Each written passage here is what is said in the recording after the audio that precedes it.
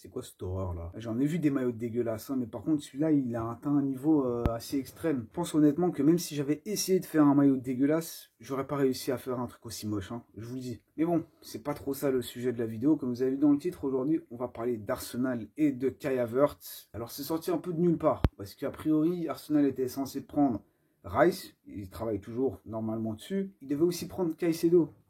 L'hiver dernier ils ont essayé de mettre 70 millions dessus. Brighton a refusé. Comme par hasard, Chelsea cet été, ils ont décidé de se mettre sur Caicedo aussi. Arsenal n'en veut plus. Maintenant, Arsenal s'est mis sur Havertz. Mais est-ce que tout ça a un sens? Bon, on va essayer de le voir dans cette vidéo. Je vais pas vous mentir, j'ai un peu chaud, il fait chaud. Donc on se met à l'aise et ben ouais, c'est parti, hein, j'ai envie de vous dire. Déjà, Kai Havertz, c'est qui? T'es qui, mec? Kai Lukas Havertz, et du coup en allemand, vous l'aurez compris, il a actuellement 24 ans, 1m93, et encore quelques années, c'était l'une des pépites quand il jouait encore au Bayer Leverkusen. Après, il a décidé de rejoindre Chelsea. Bon, ben, qu'est-ce que je voulais que je vous dise? Les erreurs, ça arrive. Il est allé à Chelsea pour environ 80 millions il y a 3 saisons de ça, en 2020-2021. Et du coup, au niveau stats, ça dit quoi? La saison dernière, eh bien, ça donne 7 buts pour 35 matchs. Il a principalement joué en pointe, quelques fois à droite, quelques fois un peu plus bas sur le terrain. Petite statistique intéressante, c'est qu'au niveau des expected goals, il est à 12. Il en a marqué que 7. Bah oui, quand même, un peu en dessous, hein. Bon, les présentations sont faites. La question qu'on pourrait se poser, c'est pourquoi Arteta voudrait Kai Havertz dans son équipe? Eh bien, ouais,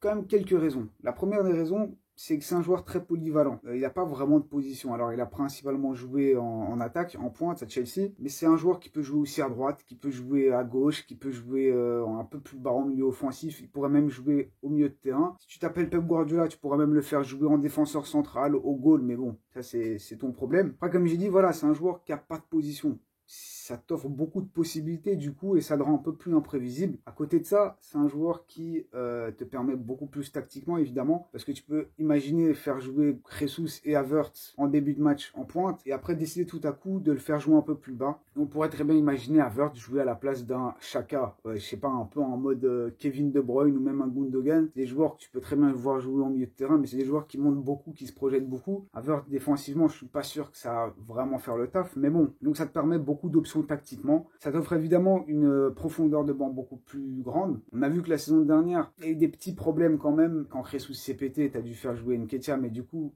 t'avais plus trop de joueurs pour le remplacer. Et là, c'est un joueur quand même de classe mondiale, a priori, qui va pouvoir au cas où dépanner à tous les postes. Donc ça, pour le coup, c'est assez intéressant aussi. On sait très bien que la profondeur de banc, c'est super important. Voilà, on n'a qu'à voir City avec leur équipe B qui pourrait aussi rivaliser pour la première ligue. C'est pour vous dire. Donc au final, de ce point de vue-là, c'est un joueur qui va t'offrir beaucoup. En plus, là, tu as la Champions League qui va arriver cette saison, enfin. Et c'est sûr que pouvoir rajouter un joueur de ce calibre dans ton équipe, que ce soit le faire rentrer ou carrément commencer avec dès le début. Après aussi, un des points forts de Kai Havertz, c'est que c'est un joueur d'espace. C'est un joueur qui bouge beaucoup, qui va aspirer les défenseurs, que tu vas pouvoir chercher sur tous les côtés, avec lequel tu pourras permuter aussi, et du coup qui va te libérer de l'espace. Et ça, c'est super intéressant aussi, parce que ça va créer de l'instabilité dans la défense adverse. Ça va potentiellement te rendre un peu plus imprévisible, ce qui a un peu manqué la saison dernière à Arsenal. Dès que tu savais un peu défendre, et que tu avais compris qu'Arsenal avait plus ou moins les mêmes schémas à chaque fois, tu rendais la tâche beaucoup plus compliquée à l'équipe d'Arteta. Voilà, Kai Havertz va peut-être créer cette instabilité qui manquait un peu. Ça pour vous dire qu'Havertz, il rentre parfaitement dans la philosophie du club. En plus de ça, c'est un joueur qui a que 24 ans.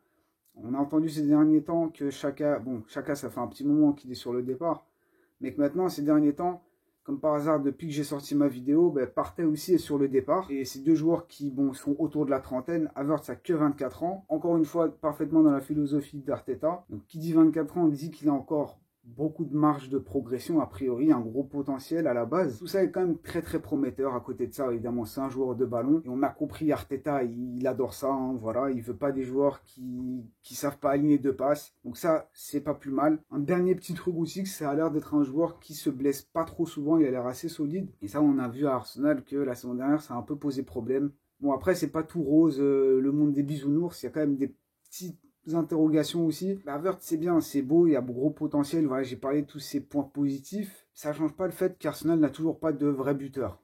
Alors ouais, il y a eu Saka, il y a eu Odegaard, il y a eu Martinelli qui à eux trois ont marqué 45 buts. Mais ce serait quand même bien d'avoir un joueur qui puisse marquer 45 buts plus les autres joueurs qui te marquent 15 buts ou 10 buts chacun. Là, t'en as pas vraiment. T'as toujours pas ce finisseur et ben, on a vu que la construction et tout, il n'y a pas de problème avec Arsenal, mais à la finition, à certains moments, ben, ça pêche un peu. Après aussi, ce qu'il faut se dire, c'est qu'à Chelsea, c'était un peu compliqué. C'est pas un environnement très simple, on l'a compris. Peut-être qu'Arsenal, ça ira mieux, qui sait. Mais c'est toujours pas ce numéro 9, ce buteur qui marque des buts. Deuxième point faible aussi, c'est qu'il y a quand même déjà des joueurs qui ont un peu ce profil à la Havertz. Alors, je dis pas que c'est des joueurs identiques, mais Jesus, Trossard, par exemple, c'est des joueurs qui pourraient un peu se rapprocher de ce profil-là et du coup, ça fait un peu doublon. Ça peut faire un peu doublon. Je dis pas que c'est des joueurs qui sont identiques, mais c'est des joueurs qui peuvent se ressembler quand même sur certains points. On a très bien compris, ça n'a pas l'air d'être un joueur super décisif, mais je pense que si tu prends Havertz, c'est pas vraiment pour ça que tu le prends. Et après, n'oublions pas son prix. Alors oui, c'est un joueur qui peut t'apporter beaucoup,